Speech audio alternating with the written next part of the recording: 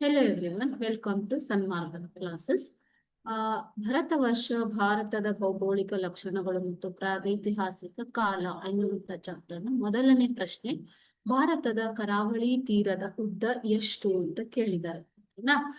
So ಭಾರತವು ಭೌಗೋಳಿಕವಾಗಿ ಭೂರಚನೆಯಲ್ಲಿ ಕರಾವಳಿ ತೀರಗಳು, ಹಿಮಾಲಯ ಪರ್ವತ ಶ್ರೇಣಿಗಳು, ಸಮತಟ್ಟಾದ ಮೈದಾನಗಳು ಮತ್ತು ದಕ್ಕನ್ ಪ್ರಸ್ಥಭೂಮಿಗಳನ್ನ ಒಳಗೊಂಡಿದೆ ಅಲ್ವಾ. ಭಾರತದ ಕರಾವಳಿ ತೀರವು ಒಂದು ಮುಖ್ಯವಾದ ಭೌಗೋಳಿಕ ಲಕ್ಷಣಗಳಲ್ಲಿ ಒಂದಾಗಿದೆ. ಓಕೆನಾ. ಸೊ ಈ ಕರಾವಳಿ ತೀರ ಎಷ್ಟು ಉದ್ದ ಇದೆ? ಆಪ್ಷನ್ಸ್ ನೋಡೋಣ. Option A 7,100 kilometre, option B 6,800 kilometre, option C 6,100 kilometre ಮತ್ತು ಆಪ್ಷನ್ ಡಿ 8,500 ಕಿಲೋಮೀಟರ್.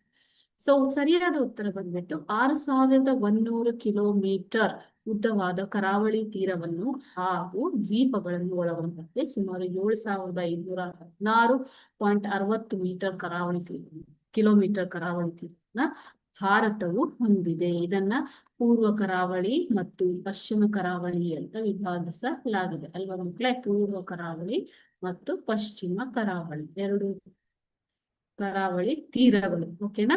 ಸೊ ಭಾರತದ ಕರಾವಳಿ ತೀರದ ಉದ್ದ ಎಷ್ಟು? 6,100 ಕಿಲೋಮೀಟರ್. Okay, thank you.